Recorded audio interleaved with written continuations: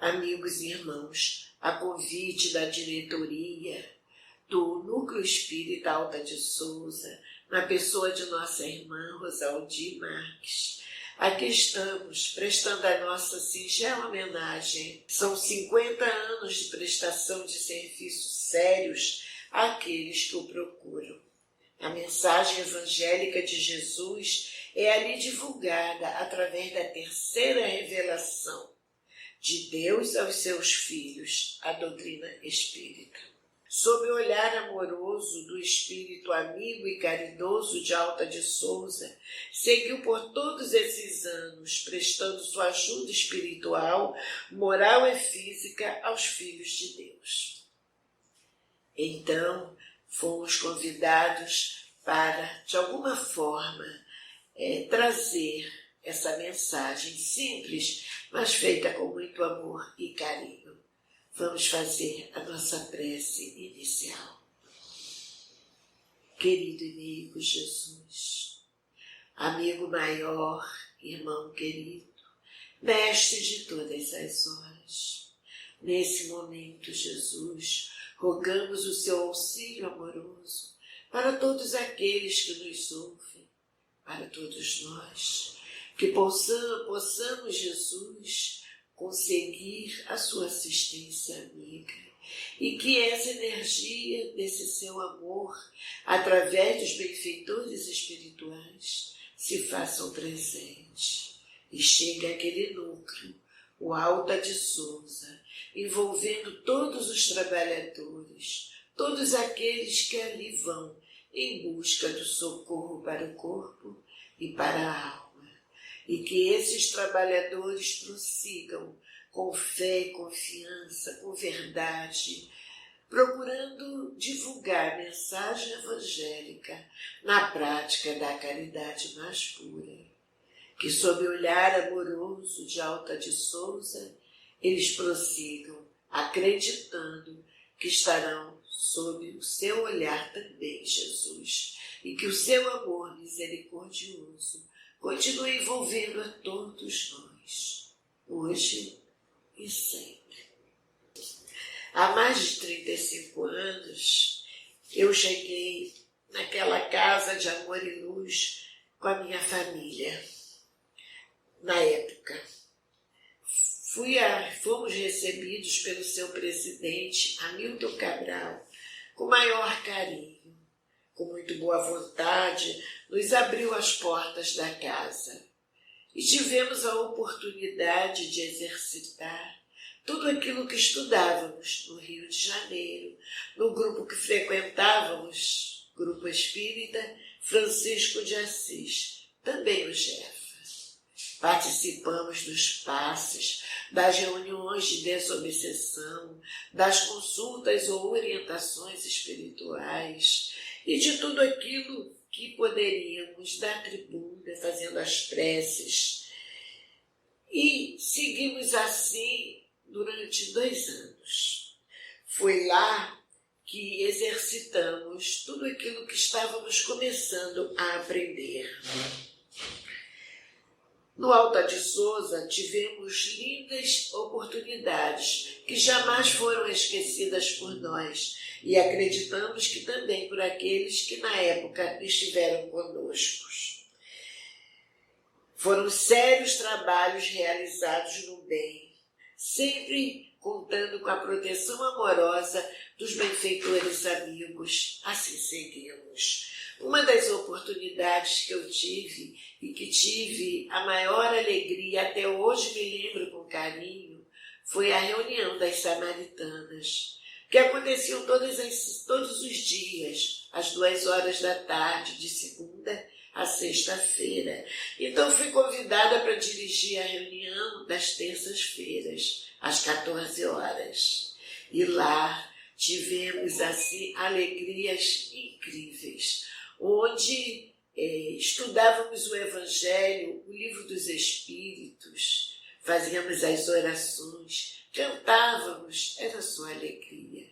Terminadas 2 horas das reuniões, íamos para nossa casa muito feliz pela oportunidade que tínhamos sempre.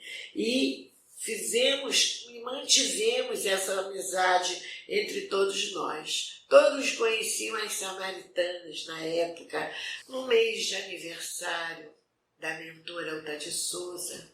Muitos prestavam as suas homenagens e tivemos assim muita vontade também de prestar a nossa homenagem. Então tivemos uma reunião muito alegre, onde cantávamos e as preces feitas, os pedidos e os agradecimentos à Alta de Souza. Podíamos sentir as energias amigas dos espíritos amigos que ali estavam. Existia uma música que foi feita para as próprias samaritanas. E eu fiquei pensando, eu também gostaria de prestar a minha singela homenagem. E indo para casa, depois dessa reunião, envolvida naquelas energias benfazejas e alegres, fiz minha prece e, sob inspiração da espiritualidade, com certeza pude escrever a música intitulada Anjo da Caridade. Era assim que a Alta, ou é ainda, sempre foi chamada, devido ao bem que ela sempre fez, vivenciando a caridade indistintamente. Lógico que não vou cantar a música, mas a letra eu gostaria de deixar gravada. E ela está, a música e letra, no nosso primeiro CD do Jefa. E diz o seguinte: Anjo, anjo, dê-me sua mão, quero a vida passar contigo no coração. Fostes mistério e saber de um grande amor e querer. Filha de Deus prosseguiu, ensinamento escolheu. Na caridade o saber de conquistar corações, sendo irmã carinhosa, venha zelar por nós. Anjo, anjo, dá-me a sua mão. E, como disse inicialmente, essa música foi gravada. Alta de Souza é uma poetisa que tem um tom triste. As suas poesias, psicografadas por Chico Xavier, demonstraram sempre essa nuance das palavras dela.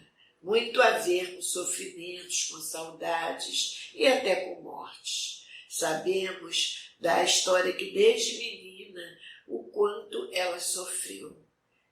Se prejudicava para ajudar as colegas, doente, fazia tudo o que podia, trabalhava, evitando dar maior trabalho às outras pessoas. Muito jovem ainda, desencarna com problemas pulmonares.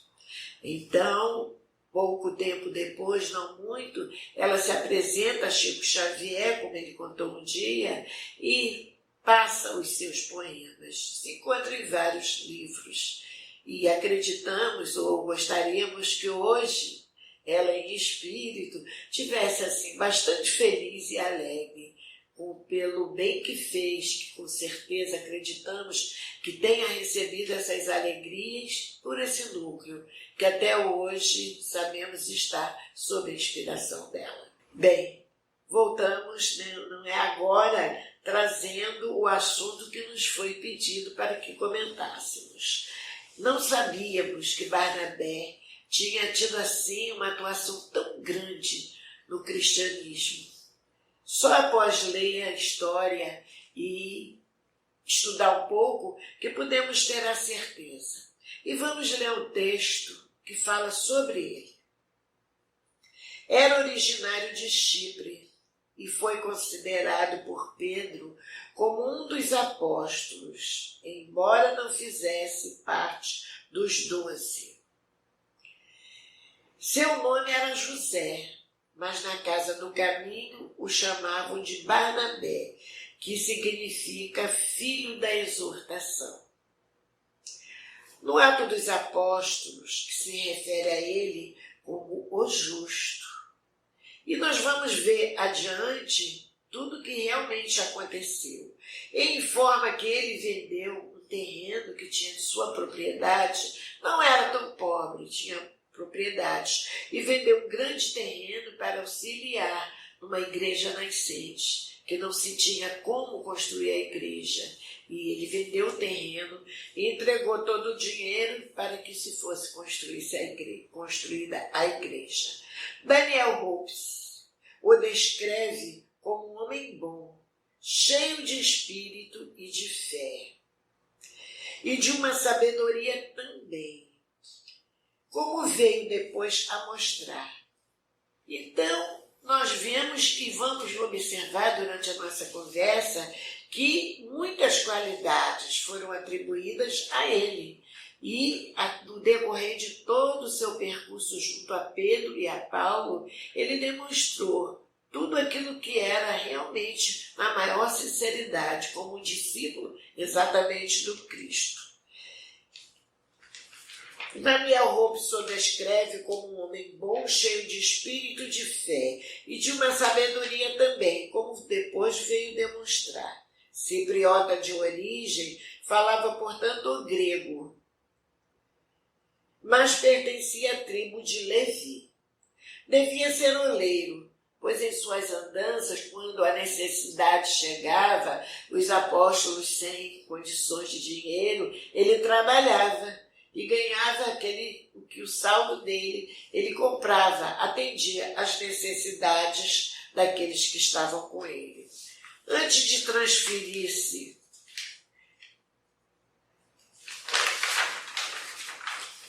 definitivamente para Jerusalém, Barnabé tivera a oportunidade de ouvir referências sobre a grande coragem de Paulo na sinagoga de Damasco, logo após a sua conversão.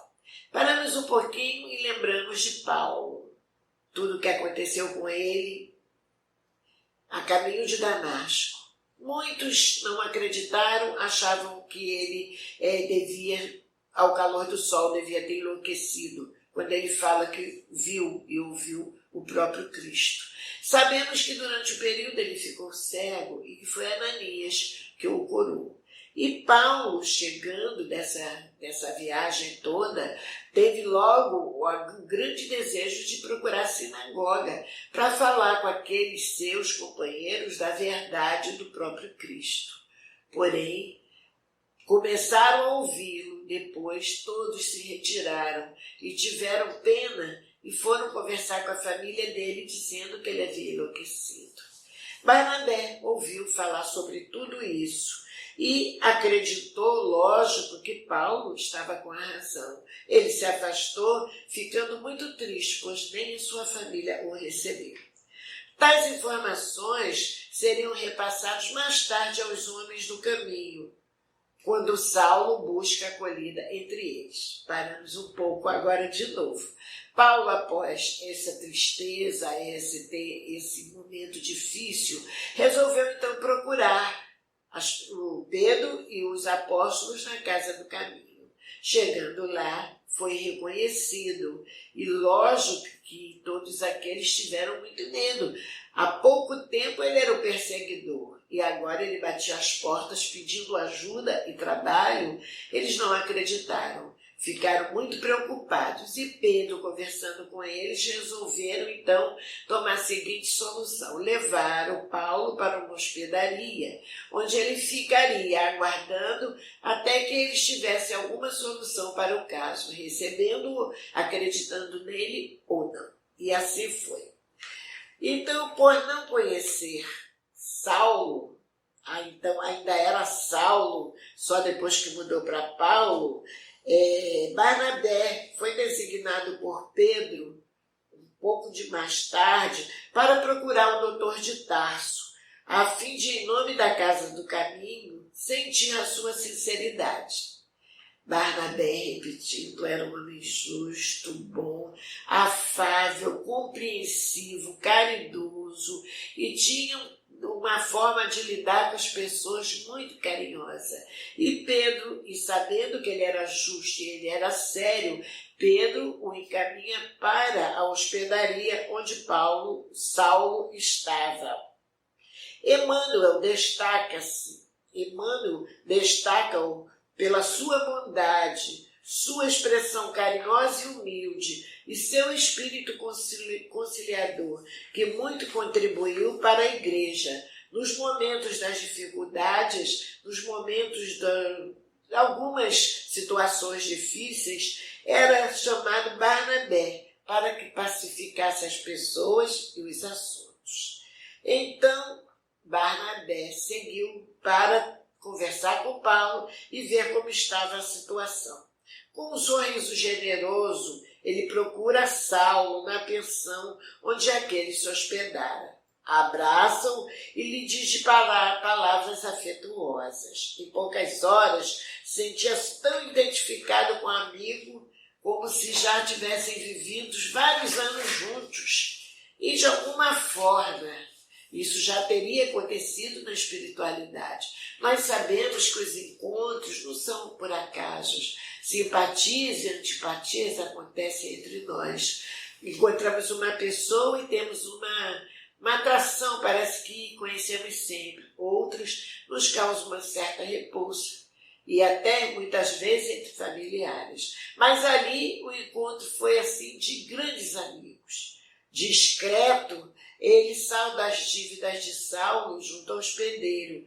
Eu o introduz na casa do caminho, levando-o pela mão.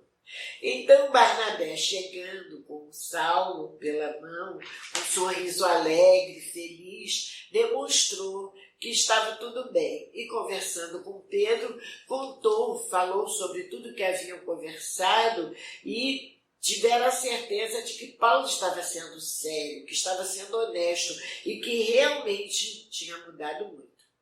Mais tarde, quando o ex-levita de Chipre, Barnabé, foi designado por Simão Pedro para dirigir um núcleo nascente na Antioquia, a conselho de Pedro, foi buscar Saulo para ser o seu auxiliar.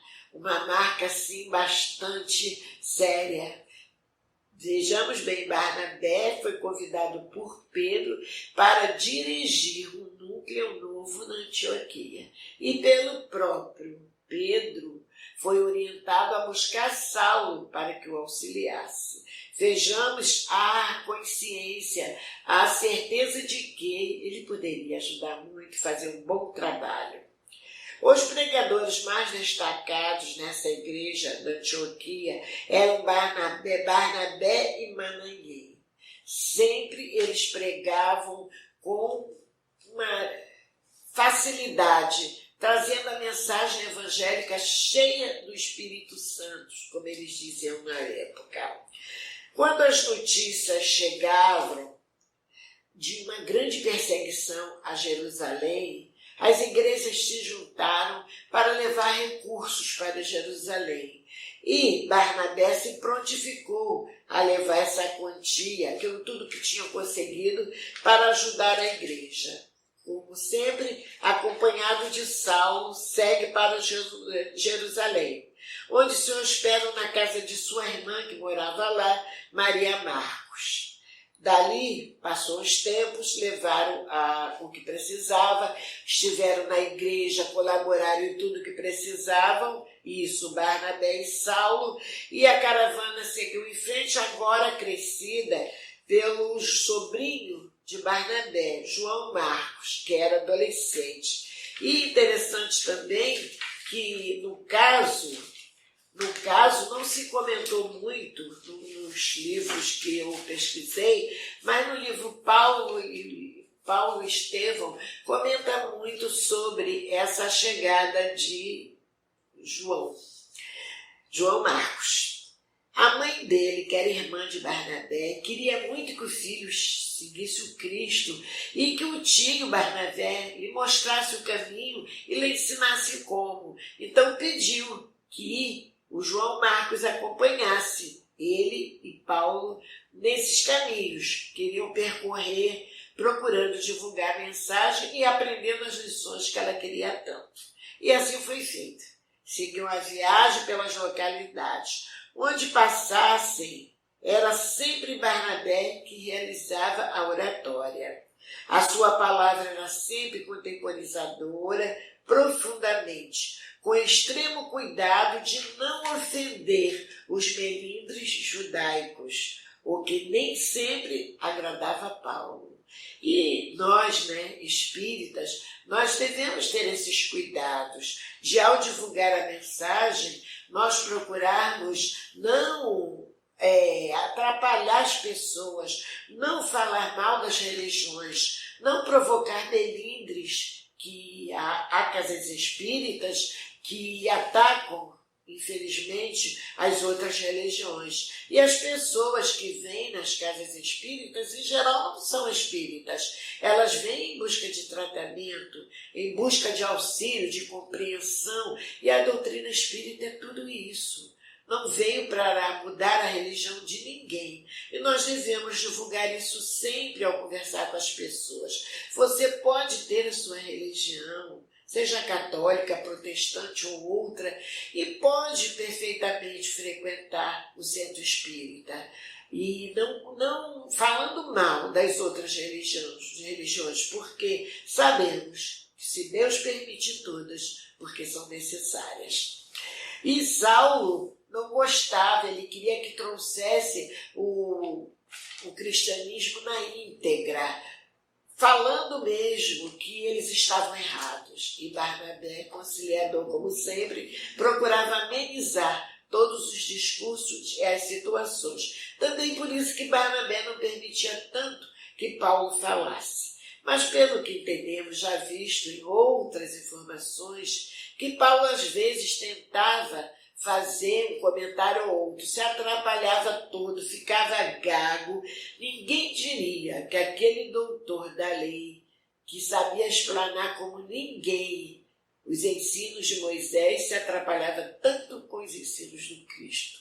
Então ele se acomodou mais e começou a conversar com as pessoas enquanto esperava o atendimento de Barnabé. E lembramos disso nós, do atendimento fraterno, que nós temos as oportunidades de conversar com as pessoas antes delas assistirem uma pregação, uma palestra, e é muito bom quando nós conversamos, porque nós explicamos como se trata, como se vive, o que se faz numa casa espírita. E ajuda bastante. Paulo começou a fazer esse trabalho e outros serviços menores, e gostou e continuou com mais humildade.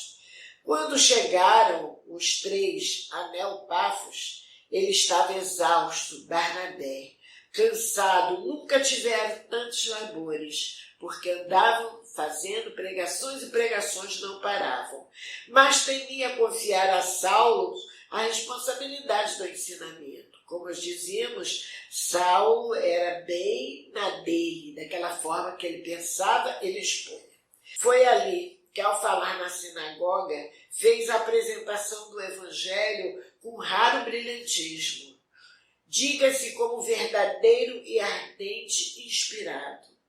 Tal foi a repercussão que passou a organizar reuniões nas casas particulares, cedidas por simpatizantes da doutrina de Jesus. Paramos de novo e pensamos. Muitas vezes aqui nós fizemos e ainda fazemos. Hoje mesmo fiz o Evangelho na casa de uma pessoa enferma. Então, nós abrimos muitos evangelhos nos lares das casas das pessoas, levando a mensagem de Jesus, levando o Evangelho. Acreditamos que todas as casas espíritas têm esse grupo que faz isso. E nós sabemos que uma pessoa só não deve fazer sozinha, 2 ou 3 pessoas. E dependendo do local, precisa-se de ter uma orientação espiritual para ver se realmente se tem condições de levar a mensagem evangélica. Conosco aconteceu no passado com a juventude, que entusiasmadas, queriam levar os evangelhos, fazer na casa de um e de outro. Certa feita foram a uma casa, onde nem puderam, aliás, começar o Evangelho, porque a casa estava tão mal assistida de espíritos vulgares que os jovens médiuns começaram a passar mal. Então foi um Deus nos acuda. tiveram que parar, voltar ao Jefa para podermos resolver a situação. Eles não tinham condições de enfrentar aquela quantidade de espíritos comprometidos que estavam nesse lar. Então aprenderam que não poderiam fazer isso tudo sozinhos, que precisavam de ajuda maior. Então a repercussão de organizar essas reuniões nas casas das pessoas foi muito boa. E melhor, que eles impondo a mão, Barnabé e Saulo curavam muitas pessoas, oravam e ofereciam água pura. Imaginemos, hoje em dia nós não temos mais esse tipo de cura e nem precisamos, não é? Nós temos a consciência de como realizar as nossas curas espirituais com as preces e os tratamentos que se oferecem na casa espírita. Na época, não havia médicos, não havia tantos remédios, muita necessidade, e em cada casa havia sempre doentes e sofredores. E eles impunham as mãos e curavam esses sofredores. Imagine o que a divulgação, os comentários, e cada vez vinham mais sofredores e convidavam eles para irem às casas. Certa feita, Barnabé estava numa das casas junto com Saulo e notando que as pessoas eram simples e que não a palestra ou a divulgação não requisitava maior erudição, Barnabé resolveu então pedir a Paulo que fizesse a pregação da Boa Nova. Quando Paulo terminou, Barnabé verificou então como o ex-rabino havia se transformado. Então, naquele momento, ele realmente fez a exposição dos ensinos do Cristo como Barnabé jamais esperara. E Barnabé concluiu que ele dali por diante poderia, junto com ele, fazer as palestras. E ele poderia ficar um pouco, descansar mais um pouco e deixar a Paulo a oportunidade também dessa divulgação. Pronto, seguimos. Havendo atravessado a ilha até Pafos, acharam um ex-judeu chamado Bar Jesus, mago, falso profeta, que estava com o procônsul Sérgio Paulo, varão sensato este. Tendo chamado Barnabé e Saulo, mostrou o desejo de ouvir as pregações de Deus, de Jesus, no caso. Mas Elimas, o mago, porque assim se interpreta o seu nome, opunha-se, dizendo que, tentando desviar o procônsul da fé que os dois levavam. Mas Saulo, observando o que ele estava fazendo, cheio de o Espírito de Deus, fixou nele os olhos e disse: ó filho do diabo, todo engano e toda malícia, inimigo de toda justiça, não cessarás tu de perverter o caminho dos retos do Senhor? Agora eis que a mão de Deus caia sobre ti, e ficarás cego, não vendo o sol por algum tempo. Então Paulo, percebendo que ali era um espírito maligno, falso profeta, que nós também conhecemos muito hoje, não é? O Evangelho nos fala dos falsos profetas e nós temos muito cuidado, principalmente nós médios e que trabalhamos em reuniões mediúnicas, porque eles surgem. E muitas vezes, se nós não tivermos o bom senso, a vista espiritual para ver, acabam por enganar. Porque pseudos sábios, mas anticristos, procuram conduzir, trazendo ideias para as pessoas da reunião que, se não se tiver atenção, parecem verdadeiras. Então, nós precisamos ter muito cuidado e atenção. E eis que o mago fica cego e não fica a rodar, pedindo a alguém que lhe guiasse pela mão. Então, o procônsul, o Paulo Sérgio, prestando atenção e vendo em tudo o que acontecia, creu realmente na doutrina do Senhor. Então, este fenômeno ocorreu muito para a conversão do procônsul, que logo após recebeu o complemento da doutrina que o havia de salvar.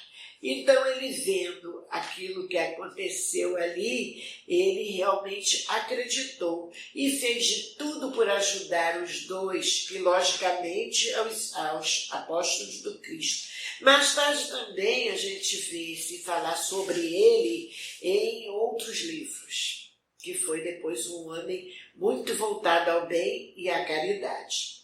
Em momento oportuno, Barnabé sugere a Saulo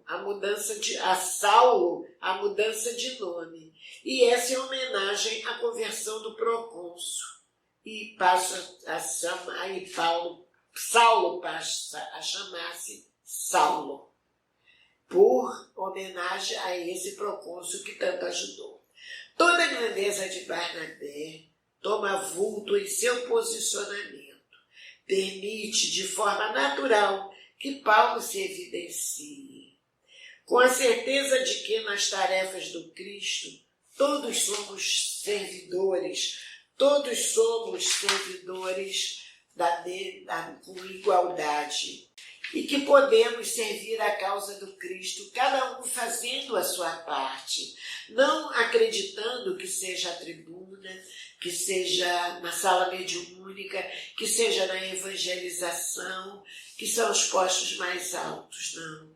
Nós devemos dar o que temos com qualidade. Se não somos médios ostensivos, podemos trabalhar em outras tarefas, em outras posições. Podemos trabalhar no DIGE, no Departamento de Infância e Juventude, podemos trabalhar na divulgação doutrinária, podemos ficar nos bastidores a marcar tratamentos, na recepção. Então, há lugar para todos. E o mais destacado não é aquele que quer aparecer, mas o mais humilde, que faz o seu serviço com muito amor.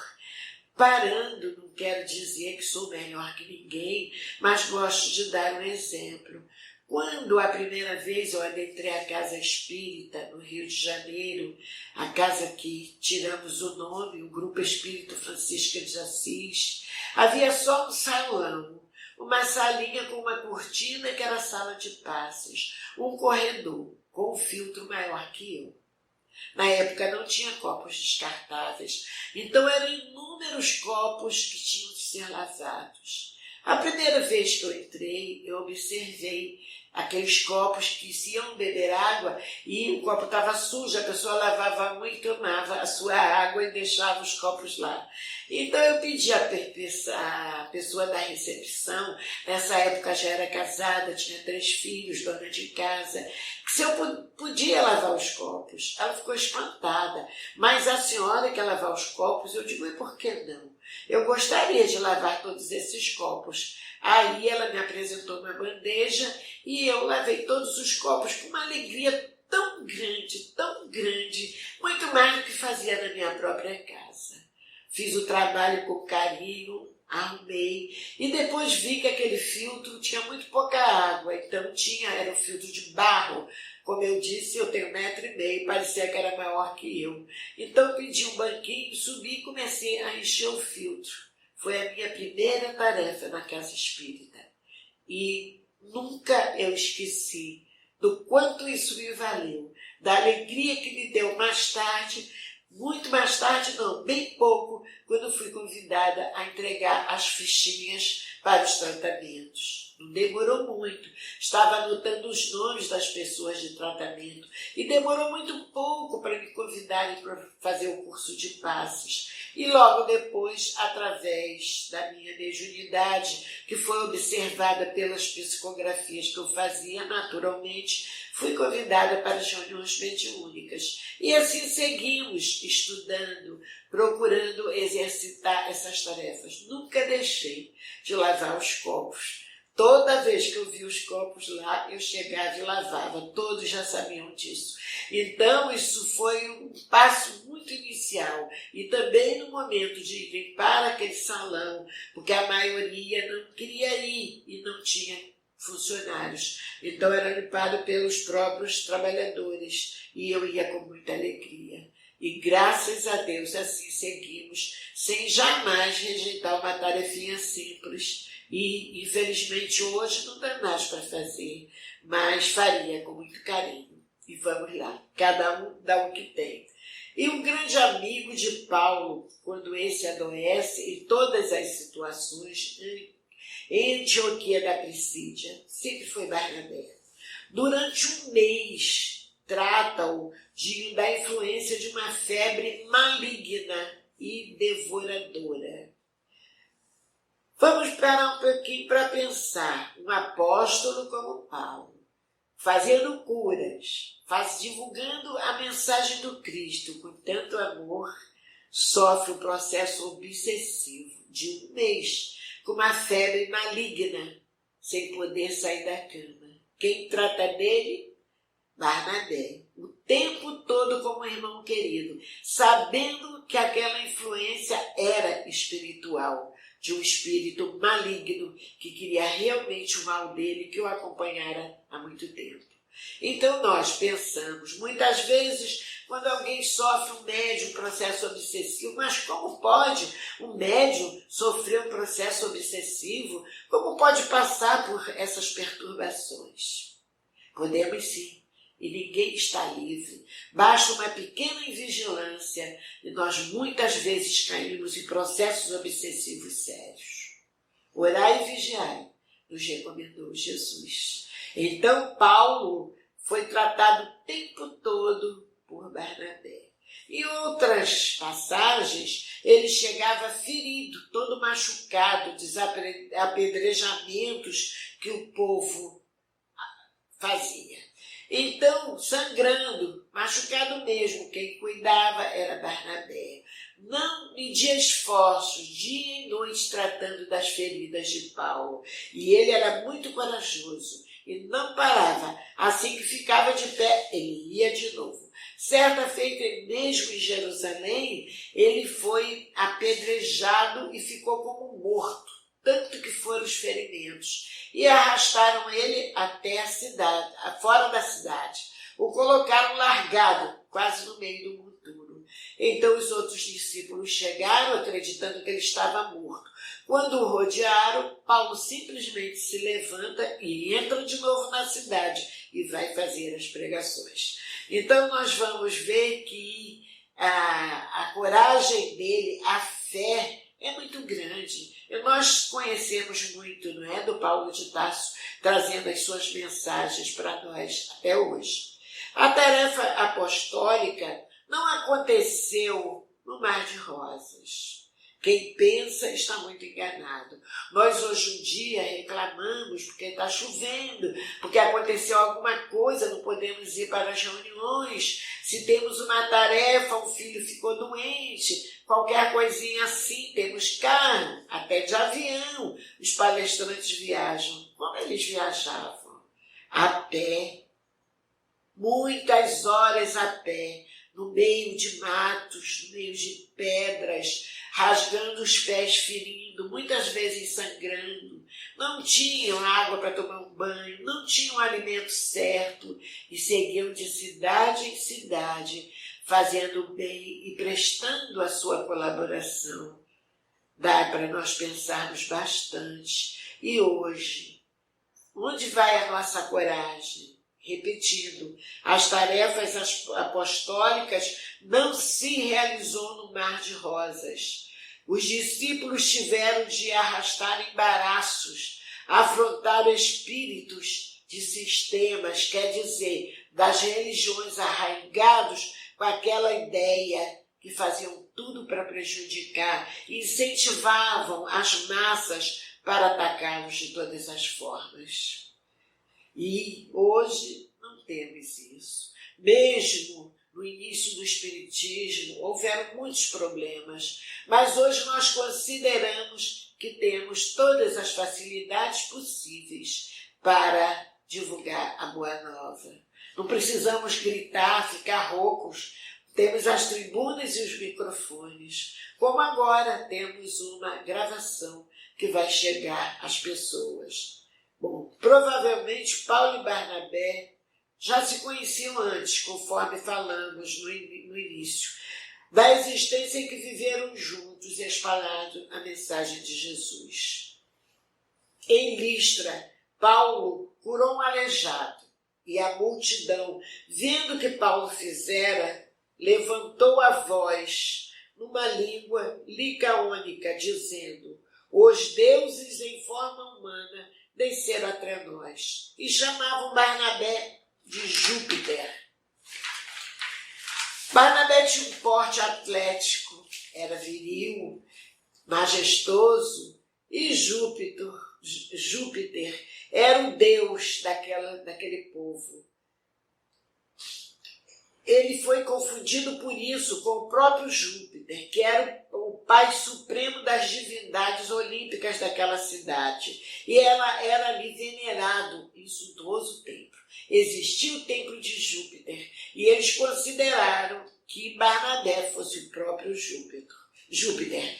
Paulo é tido como Mercúrio, porque era ele que dirigia a palavra. Bom, eles tinham ali 2 deuses e resolveram adorá-lo.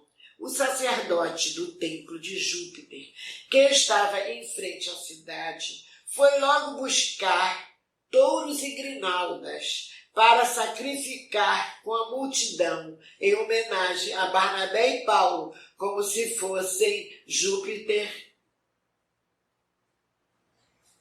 e Mercúrio. E vendo isso, os 2 pularam na frente da multidão, rasgaram os seus vestidos, dizendo: senhores, por que fazeis isso? Nós também somos homens da mesma natureza que vós, e vos anunciamos o Evangelho, para que dessas coisas vãs não vos converteis mais, e se convertei-vos ao Deus vivo, que fez o céu e a terra, o mar e tudo o que nele há, o qual, em tempos passados, permitiu que todas as nações andassem com seus próprios caminhos. Contudo, não deixou de dar testemunho de si mesmo, fazendo o bem, dando o céu, a chuva, as estações frutíferas, enchendo-vos de mantimento e os vossos corações de alegria. Dizendo isso, com dificuldades conseguiram impedir que a multidão lhes oferecesse sacrifícios. E hoje em dia ainda nós vemos pessoas que fazem promessas. Fazem promessas a Deus como se Ele não tivesse nada. Ele é o dono de tudo. Tudo que pertence, que nós pensamos que nos pertence, é dele. Céus, terras, mundos, espaço. Como vamos prometer uma perna de gesso? Como vamos prometer uma vela do nosso tamanho? Uma mão ou outra qualquer parte? Como vimos em certas igrejas no exterior e aqui também, uma sala só de coisas que foram prometidas a Deus para ver as curas. Barganhar com Deus ainda existe até hoje. Naquele tempo eram sacrifícios praticamente monstruosos, sacrificando animais de grande porte ou pequenos. E hoje em dia ainda a ideia permanece de uma forma diferente, mas permanece. Acender velas para os Espíritos Santos, para que eles precisam de uma vela pequena acesa? Eu converso muito com as pessoas com todo carinho, explicando que essa vela não vai ajudar espírito algum. E sim, às vezes até atrai espíritos inferiores. Mas devemos fazer a nossa parte, procurando explicar sem ofender. Então, deixar de lado todas essas oferendas que não vão levar a nada. O sinal do apostolado de todos desde aquela época, e deve ser para nós hoje, é a humildade. Esses apóstolos deviam realçar essa humildade, para que a doutrina que pregassem fosse aceita nos seus princípios constitutivos, a fim da verdade ser diariamente dita e que salvasse as almas das trevas. Então, a humildade, uma virtude que nós sabemos que precisamos cultivar. Há pessoas que acham tão difícil, porque a humildade não é vestimento, não é a pessoa saber conversar, saber falar, se colocar como mendigo, porque isso é humildade. Nós sabemos que não. A humildade não está no vestir, não está no falar, não está em ter algumas posses. Há pessoas humildes com grandes posses, bem vestidos, com joias, e há mendigos altamente orgulhosos, com trapo preso ao pescoço, acreditando que é um manto, com velharias penduradas nos corpos, acreditando que são medalhas.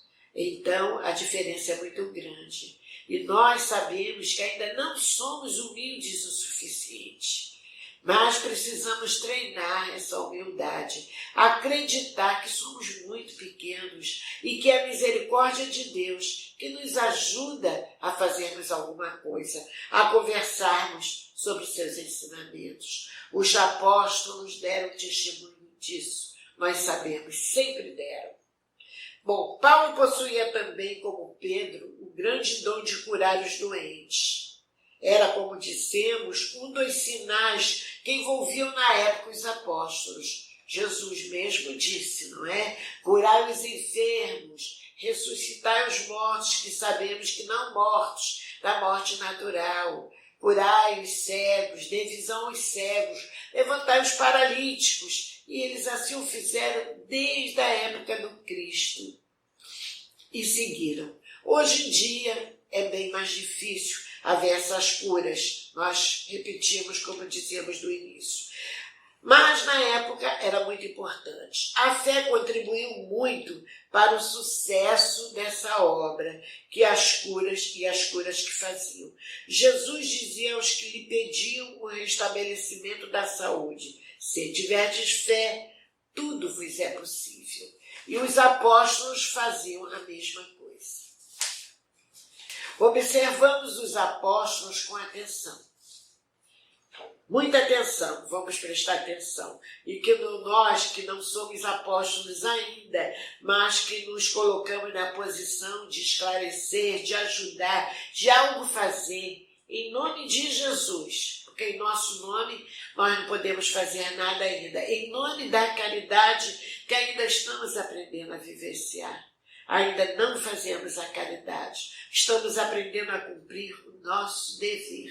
A caridade é a abnegação. A caridade é deixar de comer para dar ao outro. É realmente a renúncia total daquilo que queremos para nós. Ainda falta muito. Eles davam e não recebiam tudo o que tinham. Eram perseguidos e não perseguiam. Todas as suas palavras, todos os seus atos eram de louvar a Deus vivo. Repeliam as glórias do mundo, repudiavam os louvores, davam louvores sempre ao Senhor, davam bom testemunho de que fato eram cristãos. Eram cheios de poder, porque eram os humildes e verdadeiros. Nós lembramos da prece de Francisco de Assis. Permita que eu procure muito mais consolar que ser consolado, compreender que ser compreendido, amar que ser amado. Então, tudo que eles podiam fazer, eles faziam e não vibravam contra a ninguém. Por outro lado, a todos procuravam exercer a benevolência, a indulgência e o perdão das ofensas, como nos ensinou Jesus. Bom, regressam Paulo e Barnabé, após várias curas, várias conversões, prodígios que trouxeram da Antioquia e de onde eles andaram. A excursão evangélica ordenada pelo espírito do cenáculo de Antioquia estava praticamente concluída. Eles foram aos gentios e procuraram pregar a boa nova através da ideia de Paulo. E foi aceito, no início nós falamos, no cenáculo, pelo Espírito que estava lá presente, após a prece. Mais tarde, quando Paulo partiu para Touro, Barnabé e seu sobrinho João Marcos retornaram para Chipre, a cidade deles. Eram dois irmãos muito amados, Barnabé e Paulo, mas Jesus os chamava a diferentes destinos. Daí em diante, a história perde Barnabé de vista. Não é uma figura de destaque por brilho invulgar na história do cristianismo nascente, mas merece referência especial pela sua amizade e dedicação pessoal a Paulo e a Pedro, bem como pela grandeza de espírito que se ocultou no anonimato para que atender às tarefas preciosas junto a Cristo e para que a boa nova que era transmitido por Paulo de Tarso seguisse em frente e engrandecesse cada vez mais as luzes do Cristo. Tudo em busca do serviço no bem.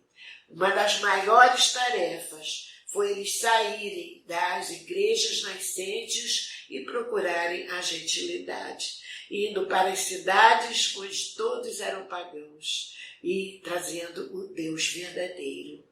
O Cristo precisava disso, dessa divulgação, e graças a eles, hoje, nós conhecemos o Cristo, porque seríamos os gentios da época, não é? Não somos judeus, porque os judeus acreditavam nos Deus únicos e os outros não.